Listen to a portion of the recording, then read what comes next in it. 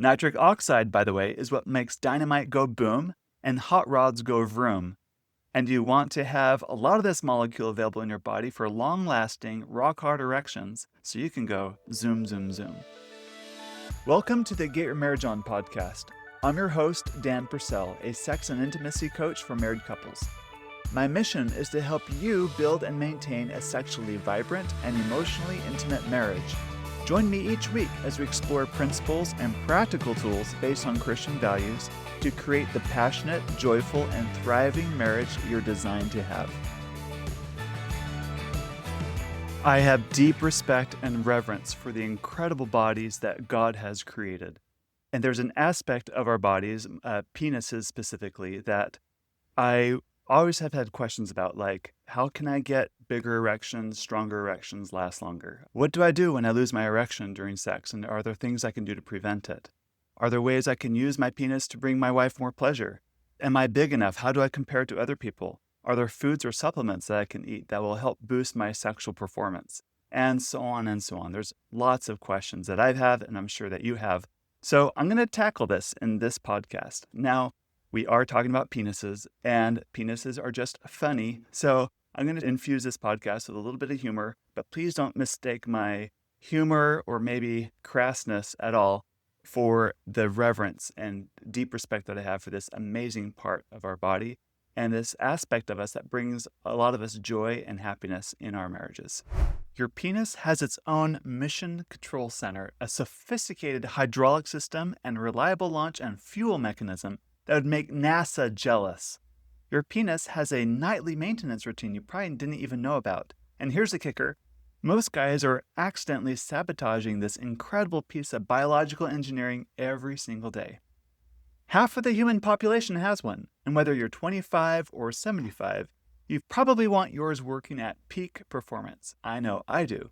I'd like to be enjoying sex well into my 80s and maybe even 90s. So in preparing for this special episode, I reached out to my community on our private Facebook group and our Instagram with a simple question. What do you want to know about keeping Mr. Happy happy? And wow, did you deliver? The responses ranged from the practical to the hilarious, but they all boiled down to a few core questions which we'll cover in this episode. Why does mine sometimes work and sometimes not? What's actually happening when things go down south in the bedroom? And is my size normal and can I make it bigger? And most importantly, what can I do to keep everything functioning optimally for decades to come? In this episode, we're going to answer all those questions. We'll talk about why your brain is either your penis's best friend or worst enemy. We'll explore the Nobel-winning prize molecule that makes erections possible. And yes, it's the same stuff that makes dynamite explode. We'll discuss why worrying about your erection is basically guaranteed to kill it, and what to do about that vicious cycle. We'll also cover the surprising connection between leafy greens, the bacteria in your mouth, and rock-solid erections. I've penetrated surface-level internet answers to do a deep research on this topic, and I want to make sure that the facts that I share are firm and solid as you want your penis to be. I'm basing most of this episode on the excellent book, The Penis Book, by Dr. Aaron Spitz, and I'll leave an Amazon affiliate link in the show notes if you want to read this amazing resource and dive deeper too. I found this research absolutely fascinating, and it's changed the way I think about the way I sleep, eat, exercise, and make love to my wife. And I hope that it might change the way you think about this very important member of your body or your husband's body too. Ready? Let's dive in. All right, we're going to first talk about your big head first, and then we'll talk about your little head second. Your brain is your mission control, and many deep brain centers control arousal.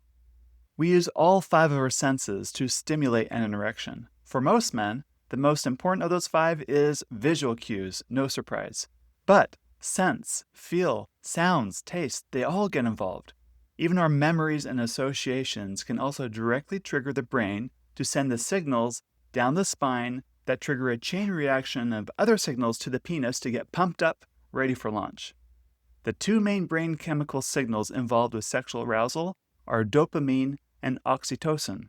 They stimulate erections by sending signals in our nervous system, which cause a cascade of steps that end up with big, firm erections for most of us. A lot of what happens between your brain and your little brain is a lot out of your direct control, and it's part of what's called the autonomic nervous system. The autonomic nervous system controls many involuntary body functions, such as breathing, digestion, and yes, even sexual arousal.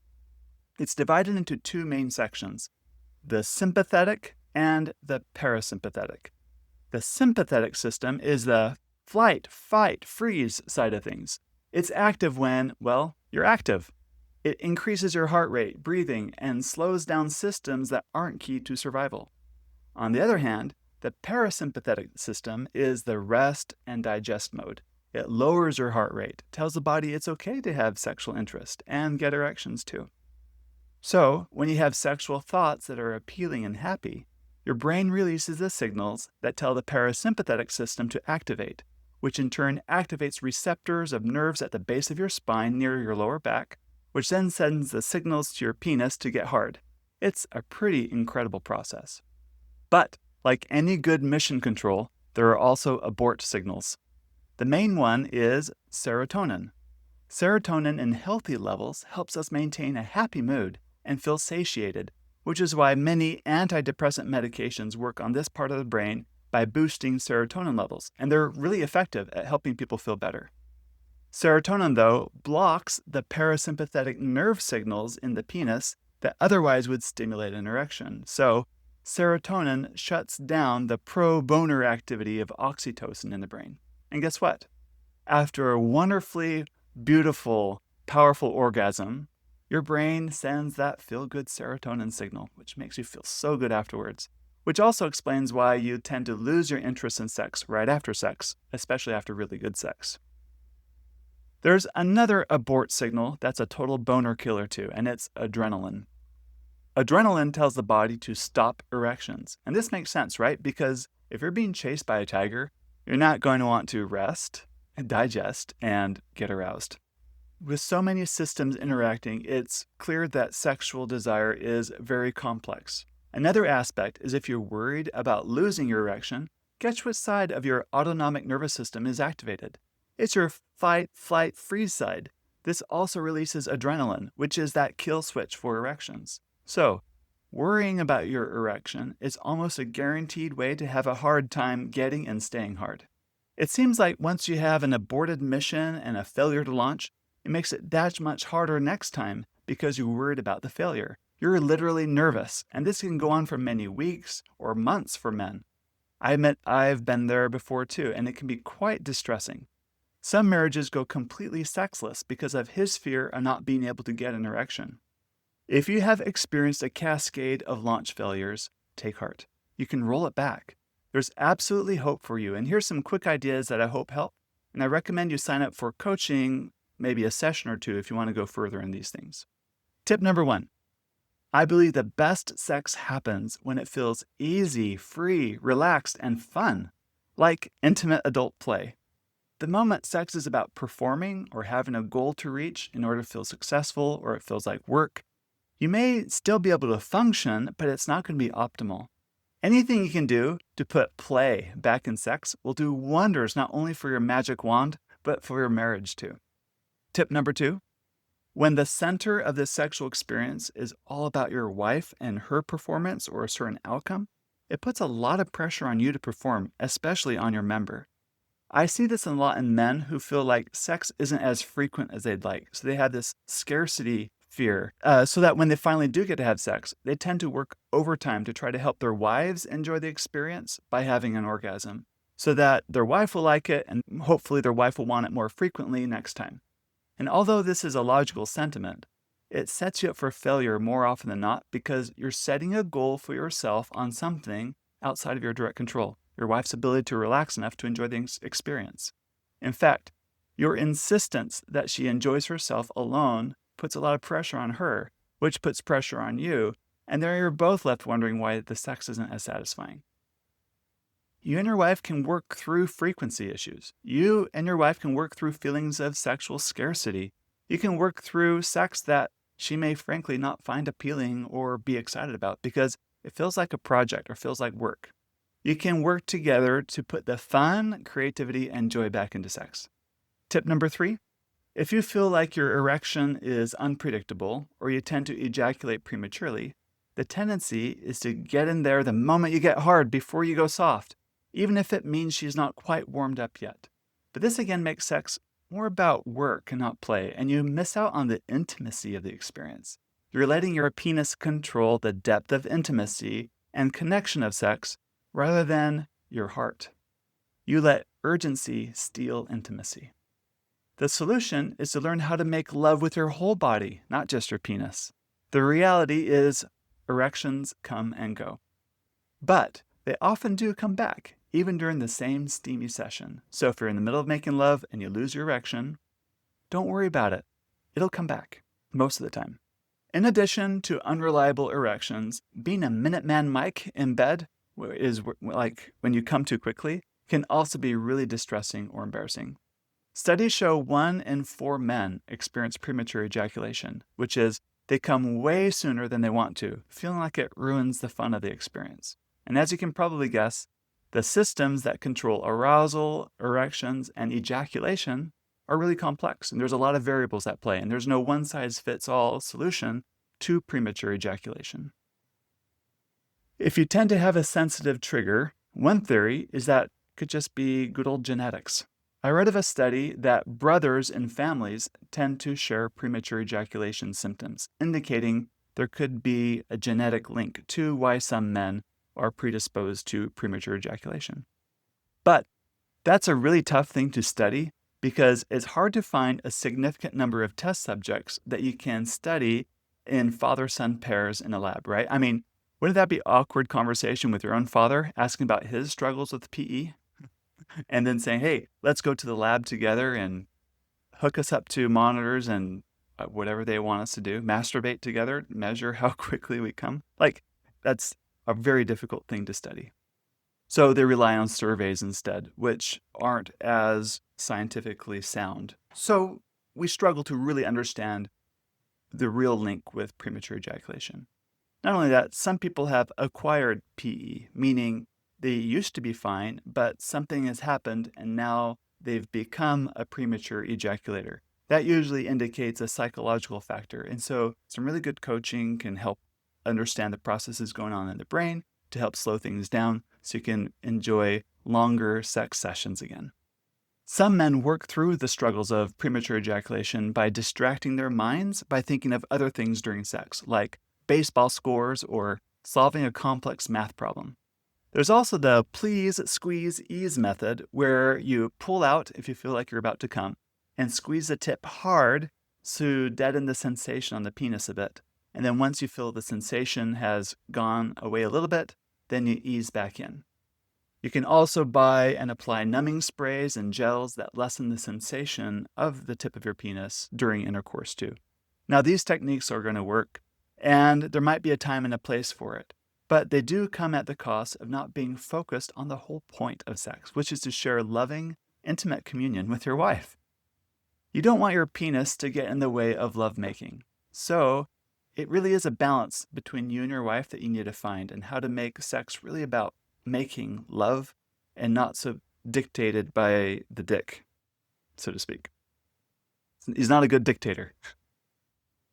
If all else fails, there is medical treatment available. I mentioned earlier how serotonin, the neurotransmitter, has a role in telling the body to stop the erection mechanism. Some doctors can prescribe a low-dose, short-acting SSRI medication off-label that will temporarily increase your serotonin levels, helping you not get so trigger-happy. And many men say this works well for them. Now, we guys want strong, steel-hard erections. The fuller and more pressurized the penis, the better. It's because the more stretched out it is, the greater the surface area. And the greater the surface area, the more pleasure-sensing nerves come in contact with its surroundings. So you can enjoy the penis, particularly the head of the penis, that much more. It just feels great to be fully aroused. The shaft of the penis is made up of 3 chambers, 2 on top and 1 on the bottom. And here's a weird but helpful visual. Next time you peel a banana and split the fruit, it naturally falls into 3 sections. Your penis has a similar 3-chamber design. The 2 chambers on top are called the corpus cavernosa. and are responsible for the bulk of the erection and hardness in your penis. The third chamber runs along the bottom side, the side facing your feet, and it surrounds your urethra, and it supplies blood and the erection to the head of your penis. The penis contains the only tissue in the body with a crisscross pattern of dense collagen fibers that stretch. When erect, it forms a pressure chamber, allowing the penis to go very rigid and tight. When erect, the penis can hold 8 to 10 times the blood pressure compared to when it's just flaccid. Microscopic chambers fill and hold blood. The membrane of these chambers are such that it prevents the blood from clotting even. So when I think about it and feel it, to me this is a testament of incredible engineering of a very powerful and wise great creator who's really thought of everything. But what controls blood flow in and out of the penis? This is also so amazing. Remember how we talked about the parasympathetic system? That's the rest and digest side of your autonomic nervous system. The parasympathetic nerves have fibers that reach deep into the penis, and when activated, it sends signals to the body to release a very key molecule called nitric oxide, or NO for short. The researchers that discovered and documented the role of this molecule, by the way, won the Nobel Prize in 1998. It's that important. Nitric oxide, by the way, is what makes dynamite go boom and hot rods go vroom. And you want to have a lot of this molecule available in your body for long-lasting, rock-hard erections so you can go zoom, zoom, zoom. The parasympathetic nerves send NO to microscopic muscles called smooth muscles in the penis to activate, which actually causes them to relax, stretch, and let blood flow into the many chambers inside of the penis. There's also special cells that line the spongy places of the penis that pump out the NO molecules towards these smooth muscles. So it's like a self-reinforcing system powered by NO. Now, it would be unhealthy if once you get an erection, you couldn't return it to a resting state in a normal amount of time. I mean, how would you explain that to your coworkers? It'd be really embarrassing, right? If your penis could never go back to a resting state easily. Besides, if your penis didn't return to its resting state and get a fresh supply of blood, you would run out of oxygen in your penis, and you'd start to feel very sore and quite a bit of pain. So, to save Private Ryan from overextending itself, here comes another fascinating aspect about our engineering. So the erection process itself kicks off a time-release enzyme called phosphodiesterase, or PDE for short.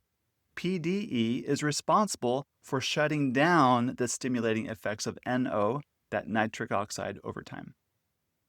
Fun fact, in the late 80s and early 90s, pharmacy researchers were testing a new heart medication that had a byproduct of slowing down the effect of the PDE enzyme when it was operating. The medication wasn't actually all that helpful and wasn't working that great in clinical trials for treating the heart condition. So the researchers were about to scrap the whole project. However, the test patients revolted. They said it's helped them with their erection problems and they don't want the medical trials to stop. Finally, they had a great sex life again. Don't stop the medical trial. The pharma researchers were quick to capitalize on this discovery, regroup, and refocus on this new trajectory. And that's how Viagra and other related drugs were discovered. Viagra will not give you an erection on its own, as that's caused by other processes. But once you have an erection, it maximizes the wind-up benefits of NO by slowing down the PDE-enabled wind-down process so that you can keep your gains longer.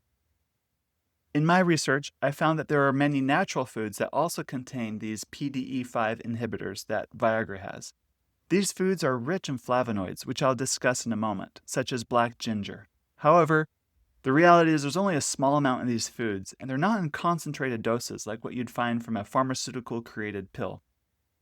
So there's not a natural alternative that'll give you the same kick as what Viagra would. Now, it is a fact that erection difficulties come with age. The older you get, the harder it becomes to get hard or stay hard, and it's just the way it is. It's normal.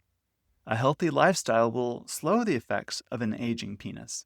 But it's normal for 50% of men in their 50s, 60% of men in their 60s, 70% of men in their 70s, and so on to experience some erection difficulties some of the time. So let's age well together. By now, I hope you see that erections are actually very much tied to your heart health. I mean, the better your heart is at pumping blood to your penis, the better erections you'll have. In other words, write this down. What's good for your heart is good for your penis. Exercise that's good for your heart will be good for your erections. Food that's good for your heart will be good for your penis.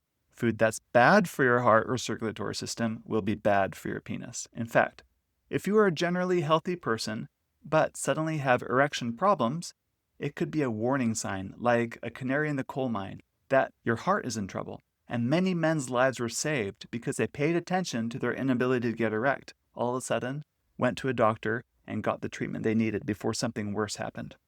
Not all exercise is created equally. Some exercise can interfere with your ability to maintain erections. For example, long-distance bike riding is known to pinch nerves and slow down the blood supply to your penis. The nerves that connect to your private areas run from your back down your bottom across the bones you sit on and enter into your pelvis that way. And when you sit on the saddle of a bike for long stretches, you actually put a lot of pressure on those nerves and also the blood supply, and that impacts your ability to get it up. There is, though, a type of exercise that's more direct for your erections, and it's called Kegel exercises. Kegel exercises are when you squeeze and then relax the muscles that form the sling or the hammock of your pelvic floor. These are the muscles that connect from, your pubic bone in front to your coccyx in back. You know you're doing it right if you can stop the flow of urine while peeing just by squeezing these muscles. It might take some practice to isolate or squeeze them without also squeezing your buttocks. So Kegel exercises will help you have more pleasurable sex and give you more control during sex too. The stronger and more in tone these muscles are, and through practice, the better conscious control you gain in gripping and relaxing them, the better they'll serve you in sex. For one, when you ejaculate, these are the muscles that squeeze and spasm. There's a pleasurable feeling that comes with feeling your body spasm with the ejaculation process. Second, you can actually have more control over your arousal by controlling your pelvic floor muscles. Third, you can actually slow down premature ejaculation and last longer in bed by practicing relaxing these muscles, like gaining conscious control to relax them when your body otherwise wants to impulsively get tense as your arousal increases. This is also a key technique to master for men to be able to have multiple non-ejaculatory orgasms, which I've covered in past podcast episodes. I mentioned squeezing your pelvic floor muscles during urination to locate them, but don't make it a habit of stopping mid-pee all the time. But do these exercises throughout the day. The cool part is you can do these Kegel exercises anywhere without special gym equipment. You can flex your pelvic floor muscles when waiting in line, while driving the kids to school, or even while listening to this podcast episode. In fact, try 10 reps right now. Squeeze, hold for a count, and relax fully. You're well on your way to training to be a Zen master of your own pelvis. And ladies, by the way, you can also benefit tremendously from Kegel exercises too. Okay, by now, you're probably realizing that your penis is more high-tech than you may have ever given it credit for. It's got its own hydraulics, electrical system, its own mission control. It's practically NASA-grade engineering. In fact, even better, it's God-grade engineering. We've also talked about how your brain and your body team up to make erections happen, and also what can abort the mission, right? And why your mindset matters so much more than you think. But we still have so much more ground to cover. So stay tuned to part 2 of this episode. We're going to dive even deeper. We're going to talk about the power of testosterone, which foods actually fuel your erections, and whether or not your penis size matters and what a normal penis size is and how you measure up. We'll also tackle porn, supplements, and even what your penis does in your sleep. So be sure to queue up episode part 2 right now as we separate more myths from the hard facts.